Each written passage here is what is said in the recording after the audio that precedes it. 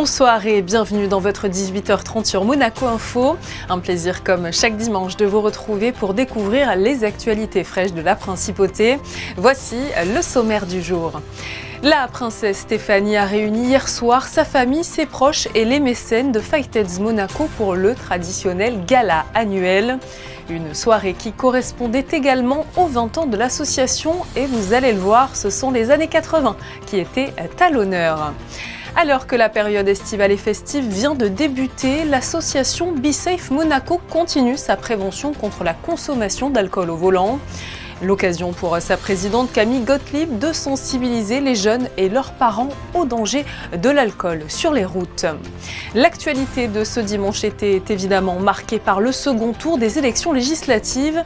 Les Français sont allés voter en masse puisque le pays n'avait pas enregistré de participation aussi élevée à la mi-journée depuis 43 ans. Nous retrouverons dans un instant notre journaliste Théo Schumer depuis l'ambassade de France à Monaco pour faire le point sur les votes des Français de la Principauté. À mi-chemin entre le guide et le magazine, Le Petit Futé offre un contenu unique sur le marché du tourisme. Une vraie référence pour les voyageurs qui ont pu découvrir les adresses à ne pas rater en Principauté avec la sortie de la nouvelle édition Côte d'Azur Monaco. Notre invitée Isabelle Drezen reviendra sur nos établissements phares. Et pour finir, nous vous proposerons une visite guidée de l'exposition événement du Grimaldi Forum Turner, le sublime héritage. C'est un anniversaire important qui a été célébré hier soir au Sporting Monte-Carlo. Le traditionnel gala annuel de Fighteds Monaco a coïncidé cette année avec les 20 ans de l'association. 20 ans de combat pour accompagner et soutenir les personnes vivant avec le VIH. C'est un reportage de Patricia Navarro, Alexandra Marangoni et Sylvain Péroumal. 20 ans, c'est l'âge du bonheur, l'âge de tous les possibles et pour l'association Fighteds Monaco, c'est un marqueur important puisque les 2 décennies qu'elle célèbre cette année ont permis des réalisations majeures et ont mis en lumière un travail fondateur en matière d'accompagnement des personnes vivant avec le VIH. Lorsque la princesse Stéphanie a créé cette association en 2004, il s'agissait d'un cri du cœur, un cri de révolte. C'était pas gagné au départ et en fait, je me dis déjà 20 ans, quoi, et j'ai pas vu le temps passer. Il y a encore tellement de choses à accomplir et à faire, et tellement de gens à aider. Mais le VIH est toujours là, il n'est pas en Afrique, il est justement l'Afrique qui s'en sort mieux que nous. Et c'est pas une honte d'être séropositif.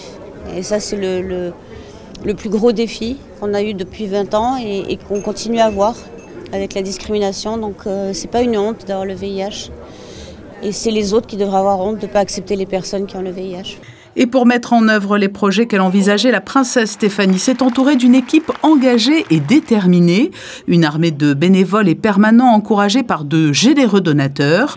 Le vice-président de l'association était quant à lui un spécialiste des questions liées au sida. Chef de service au CHPG, il a été le premier témoin des avancées initiées par Fighteds Monaco. Par l'association sur Monaco, par la maison de vie sur Carpentras, on a été des précurseurs dans la prise en charge de ces personnes qui, il faut bien le reconnaître, sur les premiers contaminés, sont quand même des fracassés de la vie, des fracassés du virus, des fracassés des traitements, souvent associés à la toxicomanie, au tabac, à l'isolement social. On parle d'une époque, il y a 20 ans, où l'homosexualité était difficile à assumer, difficile à reconnaître, et tous ces gens-là étaient extrêmement isolés. Et c'est vrai, quand on entend tous ces affiliés, tous ces gens qui viennent à l'association, que ce soit ici à Carpentras, on a l'impression que c'est une énorme bouffée d'oxygène, ça leur permet de se ressourcer, et pour beaucoup, on le voit dans les témoignages, de se relancer dans la vie, de reprendre confiance en eux. L'anniversaire de Fighteds Monaco a fait salle comble au Sporting Monte-Carlo, preuve de l'élan qui entoure aujourd'hui encore l'association. Et quoi de mieux pour fêter ses 20 ans qu'une ambiance rétro? C'est en proposant une plongée dans les années 80 que l'association a souhaité marquer cet anniversaire. Un petit clin d'œil aussi à la présidente, la princesse Stéphanie, qui a contribué aux grandes heures de cette période musicale mythique aux côtés de nombreux autres artistes qui avaient tenu à être présents pour animer la soirée anniversaire à travers le spectacle star des années 80. C'est très important pour nous d'être ici, c'est pas la première fois et on est très heureux vraiment d'être ici pour une cause très très important. Et vraiment, avec tout notre cœur, on est avec l'âme, avec notre participation. Ça, c'est un jeu, pour nous, un petit peu différent. Chez nous, c'est l'idée de partage surtout. Et ce soir, c'est un grand moment de partage. On est, je vous le rappelle, dans les années 80, très concernés par le sida qu'on a connu, nous, de plein fouet. On a perdu des amis. Donc, je peux vous dire, comme je l'ai dit tout à l'heure d'ailleurs, que quand on a fait notre premier test, en 84, 85, on n'en menait pas large, vraiment. Donc, on est très concernés par ça et on est très heureux de venir partager des bons moments.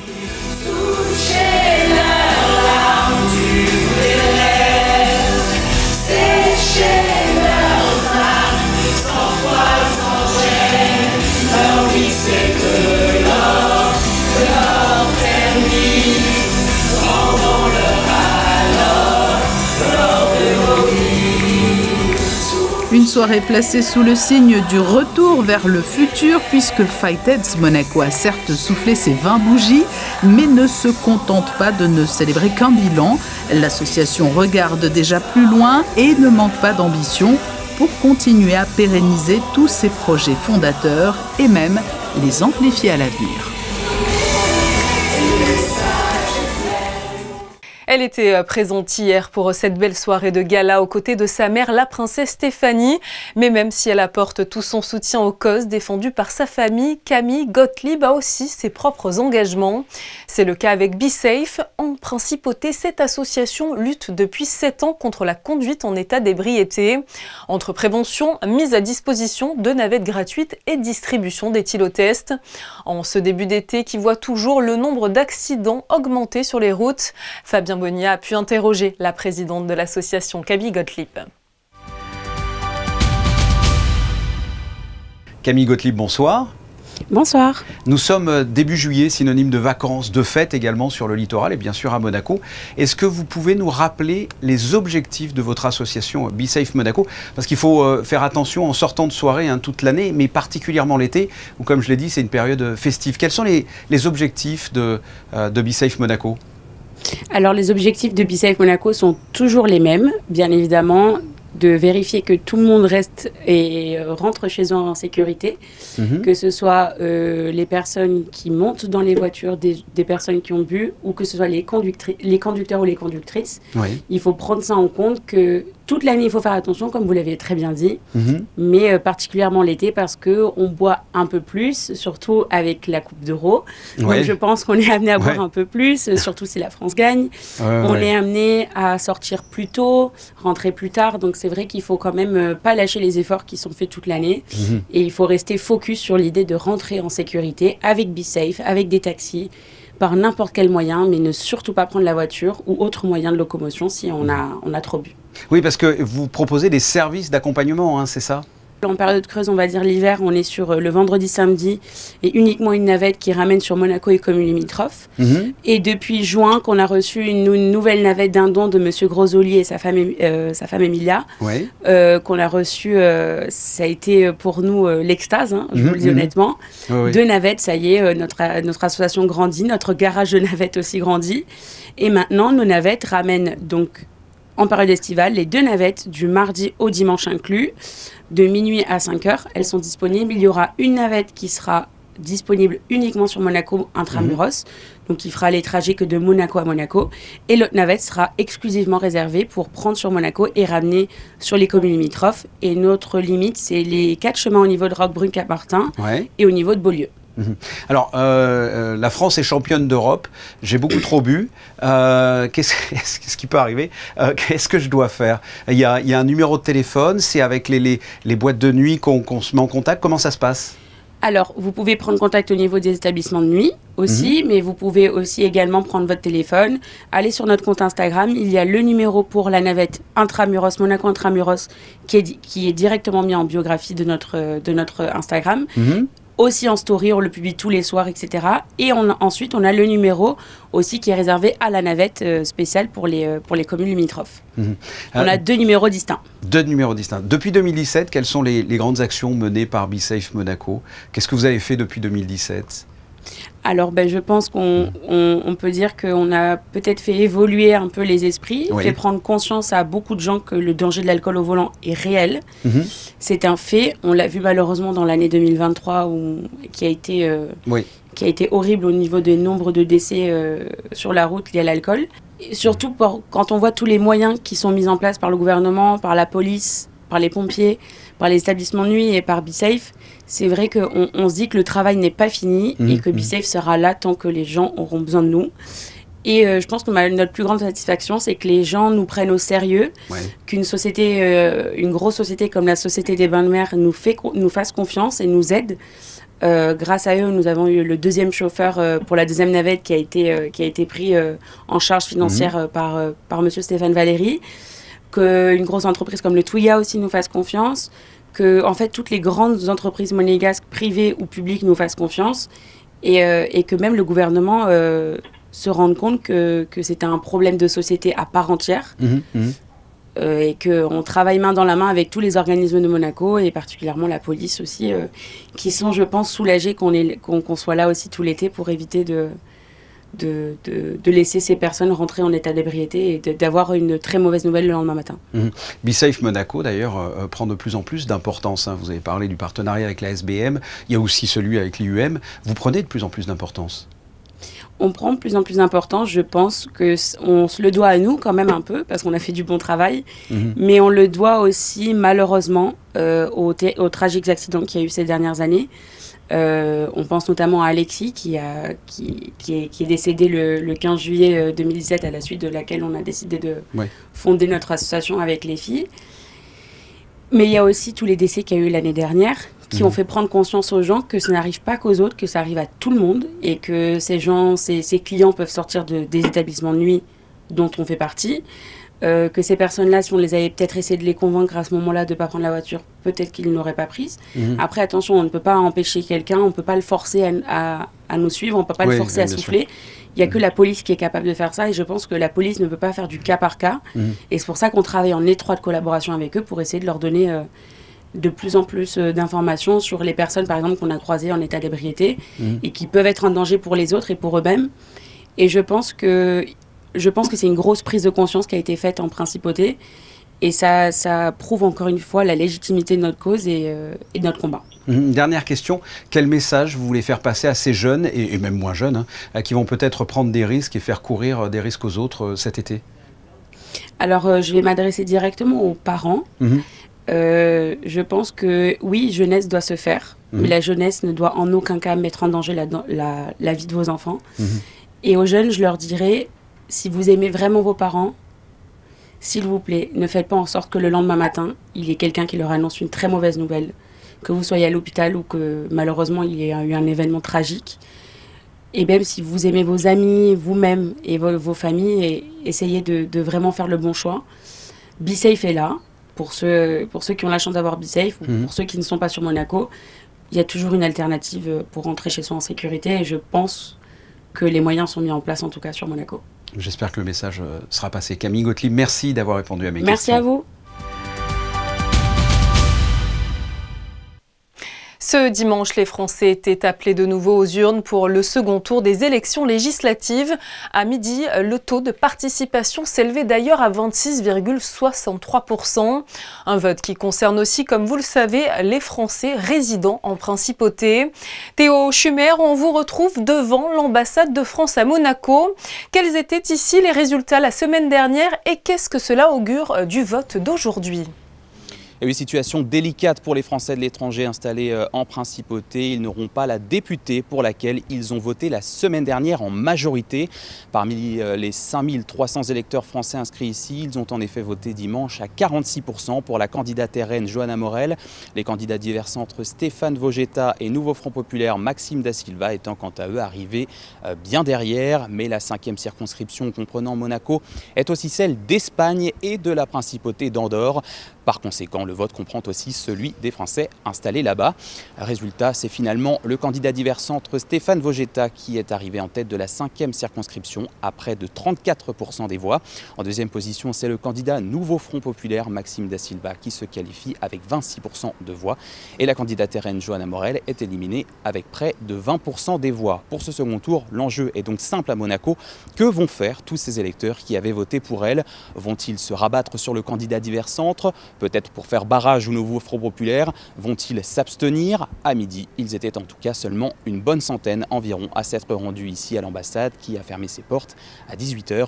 Quoi qu'il en soit, les premières estimations seront publiées ce soir à 20 h, mais les résultats définitifs de la 5e circonscription ne seront dévoilés que lundi dans leur entièreté, car environ 30% des électeurs français inscrits ici votent par Internet. Les résultats arriveront donc au compte-gouttes, mais vous le voyez ici, la situation reste incertaine pour le moment, Julia. Merci beaucoup à vous Théo Schumer pour toutes ces informations. On vous retrouve dans quelques instants pour la météo du soir. La Principauté, comme chaque été, fait le plein de touristes en ce mois de juillet. Ils viennent profiter du beau temps, des bons restaurants et du large choix d'activités proposées. Et pour savoir quels sont les meilleurs endroits où il faut aller, nombreux sont ceux à consulter le guide appelé Le Petit Futé. La nouvelle édition Côte d'Azur Monaco vient d'ailleurs tout juste de sortir avec des très bonnes adresses à découvrir. Pour en savoir plus, nous recevons ce soir Isabelle Drezen, responsable d'édition. Bonsoir à vous. Bonsoir. Le Petit Futé Côte d'Azur Monaco, nouvelle édition 2024-2025, vient de sortir. Quelles sont les nouvelles adresses à découvrir en Principauté ? Oh, ben, en Principauté, il y a toujours des bonnes adresses à découvrir chaque année. Le principe du Petit Futé, c'est de vérifier les bonnes adresses du guide, essayer de dénicher un petit peu les petites pépites. Alors, il y a toujours plein de choses. Il y a Amazonico, évidemment, qui fait partie des nouvelles pépites. Qu'est-ce qu'on a? On a retesté, évidemment, le Café de Paris, qui a été complètement revisité, là, déjà depuis la fin de l'année, avec sa nouvelle version. Il y a des choses aussi un petit peu éphémères, comme je pense à l'Odyssée, le restaurant de l'hôtel Métropole, qui a fait une pop-up qui s'appelle Zia, où on mange autour de la piscine d'admirables pizzas, même des pizzas sucrées. Donc il y a tout un tas, il y a toujours plein de choses qui se passent en Principauté chaque année.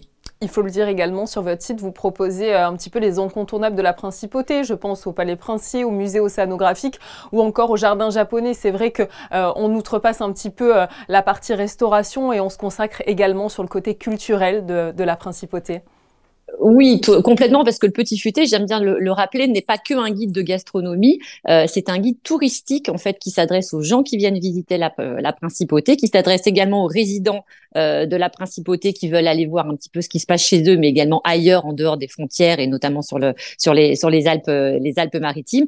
Et on a un petit côté, on 3 en 1, c'est-à-dire que c'est les bonnes adresses du bout de la rue au coin du monde, et on essaye de faire beaucoup dans le culturel. Et évidemment, le Palais Princier avec les admirables fresques qu'on peut aujourd'hui découvrir, le musée océanographique qui a une magnifique expo en ce moment qui s'appelle Mission polaire. Enfin voilà, il y a plein de choses, il y a plein de choses qui se passent en Principauté. Il y a une super expo également Grimaldi qui a commencé il y a pas longtemps. Donc non, c'est vraiment plein de bonnes choses à découvrir chaque année. Et puis sur le Petit Futé, on en a parlé, mais vous conseillez également de nombreux restaurants. Et on peut le dire, à Monaco, il y a du choix avec 7 établissements étoilés et 11 macarons réunis sur 2 km². Monaco est un paradis pour les gourmets, c'est vrai, de tout horizon.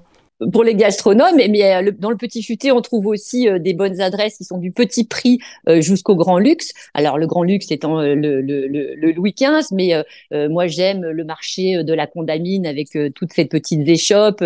Il y a des petits restaurants, je sais pas, je pense à Popelta qui est là, un restaurant italien qui est là depuis très très longtemps et qui est d'une régularité exemplaire. Il y a des restaurants de plage très sympas comme Muse au Méridien Beach Plaza. Moi, j'adore aller manger des huîtres aussi à côté du bureau, sur le port à Fontvieille. Bah voilà, on a vraiment un panel hyper large en fait, avec plein de choses à découvrir, quel que soit finalement le budget. Et puis la Principauté est une destination qui a toujours la cote auprès de tout type de catégories. On y voit des familles, des couples, des amis. Pourquoi attire-t-elle autant selon vous ? Alors pourquoi? Justement pour cette pluralité, c'est-à-dire que vous êtes en famille, vous voulez faire du culturel, vous allez sur le Rocher et vous allez combiner le musée océanographique et le palais, et ça fait après aller me grignoter un petit bout dans un des restos, et ça fait une sortie, on va dire, familiale et très très accessible en termes de prix. Vous voulez être un peu plus dans le fast, vous allez faire une virée du côté de Monte-Carlo et vous allez dîner dans un restaurant étoilé ou dans un restaurant un peu branché comme la Môme par exemple sur le port. Enfin vraiment il y en a pour tous les goûts, et ce qui est important aussi, et nous en fait le Petit Futé on sort en été, mais c'est un guide annuel en fait, et c'est que quel que soit, ça ce qui est génial, c'est que quelle que soit la période de l'année, c'est pas que en période estivale, il se passe toujours quelque chose à Monaco, avec beaucoup d'événements culturels qui attirent également des citadins, des gens qui habitent à Paris, à Bruxelles, à droite et à gauche, et qui vont venir passer juste le week-end. Monaco, c'est je pense une destination, comme nous on dit, c'est comme un city trip, c'est-à-dire que on vient à Monaco comme on pourrait se faire un week-end à Rome, à Londres, à Bruxelles, à Amsterdam. C'est vraiment une destination à la fois citadine, urbaine, mais évidemment après on peut aller faire du bateau, on peut aller faire plein de choses parce qu'à côté il y a la Méditerranée qui vous tend les bras. Et puis il y a la famille princière qui fait toujours autant rêver également. Ah, ça c'est évident. Les gens qui viennent visiter le palais, c'est quand même le seul palais en Europe qui est habité. Faut quand même le préciser, par la famille princière. Donc c'est ce côté également glamour qui restera toujours en tête en fait de l'imaginaire de Monaco. Alors, dernière question, où peut-on trouver justement toutes ces bonnes adresses monégasques sur le Petit Futé? Vous êtes présent sur de nombreux supports, je crois. Oui, on est vraiment présent un petit peu. Alors, il y a le guide papier qu'on peut acheter dans des bonnes librairies ou à la Fnac ou Amazon ou autre. On peut le télécharger également si vous voulez pas, même si on est écolo-friendly avec du papier recyclé, si vous voulez acheter uniquement l'e-book, vous pouvez le télécharger en allant sur le site du petitfuté.com. Et puis, on a également le gros portail petitfuté.com qui reprend en fait toutes les bonnes adresses qui sont citées dans le guide, qu'on peut consulter gracieusement, et également toute la partie actualité dont on parlait tout à l'heure, cette partie actualité avec qu'est-ce qui se passe aujourd'hui dans la principauté de Monaco, des best-of de bonnes adresses sur les brunchs, sur les rooftops, etc.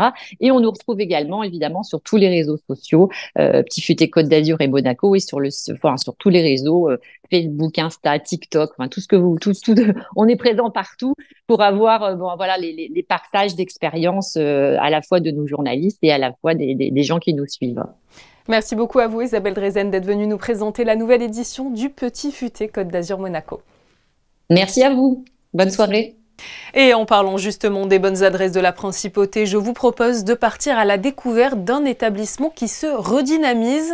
Le club La Vigie Monte-Carlo change de cap cette année pour proposer une offre élargie tout en conservant une carte gastronomique alléchante. Le lieu si loin mais pourtant si près de tout est situé dans un endroit unique bordé par la Méditerranée. Le reportage d'Émilie Rousseau et de Camille Caloni. C'est un petit bout de rocher entre Pinède et Méditerranée qui, le temps d'un instant, nous offre un moment suspendu. Le club La Vigie rappelle la Riviera des années 60, la douceur de vivre à quelques pas d'un hôtel de légende, le Monte-Carlo Beach. Après la reprise d'Elsa par le chef Marcel Ravin, l'établissement poursuit sa douce transformation. On a une évolution sur La Vigie. Alors La Vigie qu'on appelle Club La Vigie, mais qu'on pourrait aisément qualifier de Cap La Vigie. Tellement on a cette sensation d'avoir un restaurant posé sur l'eau. Deux nouveautés pour cette année. Une première nouveauté importante, c'est les navettes. On a une connexion très forte avec la mer et on a choisi de mettre en place des navettes gratuites de Monaco, donc du port de Monaco, au Monte-Carlo Beach. Deuxième modification étape importante, c'est l'ouverture du soir avec une carte élégante animée par un trio qui va dynamiser nos soirées autour d'une ambiance French Riviera. De la mer à l'assiette, pour une dégustation les pieds dans l'eau, le concept séduit et inspire également les équipes du chef exécutif du Monte-Carlo Beach, Pascal Garrigue. Cette année, on a fait une carte très Riviera, ça donne la part belle aux produits de la mer. Donc on a travaillé du thon rouge, le loup de Méditerranée, la crevette de San Remo et beaucoup de légumes locaux, les artichauts, les haricots verts du pays. Il y aura des aubergines, ça sera une cuisine du soleil, très fraîche, assez simple mais très élégante. Ici, les légumes de saison et la pêche locale est mise à l'honneur, qu'elles soient cuisinées, grillées au four, au sautoir ou cuites au sel.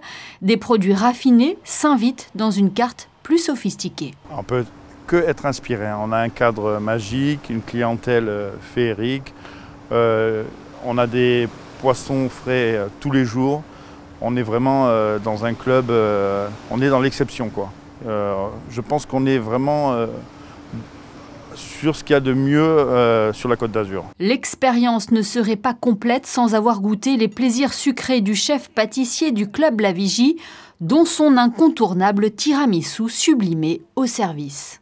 Pour La Vigie, on a deux différentes cartes. Une carte plus légère pour midi et une carte plus gourmand avec du chocolat, du praliné pour le soir. Donc c'est que de la gourmandise le soir. Que cela soit pour le déjeuner ou le dîner, le Club La Vigie Monte-Carlo répond à une demande dans l'air du temps, bercée par les vagues de la Méditerranée. C'est une exposition exceptionnelle qui s'installe à l'espace Ravel du Grimaldi Forum. Turner, le sublime héritage du peintre britannique Joseph William Turner. Une collection de 80 toiles et œuvres sur papier tout droit venues du fameux Tate Modern de Londres.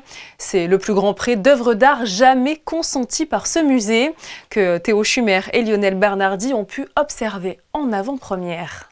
On l'appelle le maître du sublime. Joseph Maillard William Turner, de son nom complet, ne se contente pas de peindre la nature, il veut la faire ressentir au point le plus exaltant. Une expérience fascinante rendue possible par les 38 toiles et 40 œuvres sur papier qui sont exposées ici. Mais pour rendre le spectacle encore plus beau, elles sont complétées par les œuvres de plusieurs autres artistes, cette fois modernes et contemporains, comme un dialogue entre les tableaux. Well, it's designed to show the whole breadth of Turner's career. He was a man who painted every day of his life or drew every day of his life, and the resulting body of work we're so lucky to have access to at Tate. And this exhibition aims to sort of demonstrate that through the theme of the sublime. Yeah, the exhibition is designed to show the whole breadth of who Turner was. L'exposition suit un parcours scénographique qui s'étale sur 2000 mètres carrés. Chaque pièce relate un univers dont le point commun est la nature telle que la voyait Turner au 19e siècle chez lui, dans la campagne britannique ou au cours de ses voyages en Europe. Seule une salle se détache du reste, la ville de Venise, un voyage artistique plus urbain qui tenait à cœur à l'artiste. Mais le clou du spectacle, c'est cette dernière salle sous forme de cathédrale où l'on retrouve les dernières œuvres de sa vie avec un style considéré comme inachevé par ses contemporains, mais qui lui valurent plus tard la réputation de prophète de la peinture moderne. I think this room was loosely based on St. Paul's Cathedral, which is not something I would have ever dreamed up, but is a perfect sort of space for the works. The way that they've framed each one individually is just inspired, and I think they've done such incredible justice to the selection of the works. They've really made them come alive. L'œuvre de Turner est aussi remarquable par son intemporalité. La notion du sublime incite à une réflexion sur le climat, un thème qui s'inscrit parfaitement dans les débats du temps présent, de quoi rendre l'exposition d'autant plus accessible.